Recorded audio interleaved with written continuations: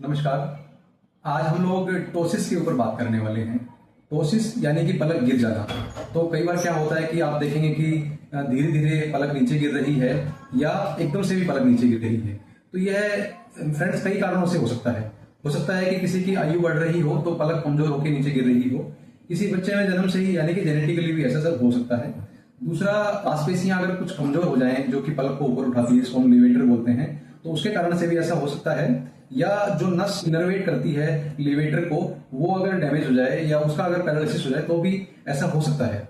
ऐसी कुछ medical conditions भी हैं, जैसे कि माइस्थेनिया ग्रेविस नाम की बीमारी होती है, या हॉर्नर सिंड्रोम या डायबिटीज के कारण से भी धीरे धीरे ऐसा पलक गिरने का कारण हो सकता है।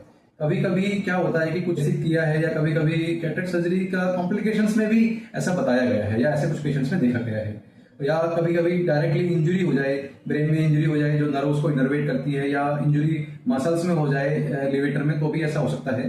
या कई पेशेंट्स जो अपना बोटॉक्स के इंजेक्शन लगवाते हैं, तो बोटॉक्स का इंजेक्शन के साइड इफेक्ट्स के कारण से भी ये ऐसा हो सकता है।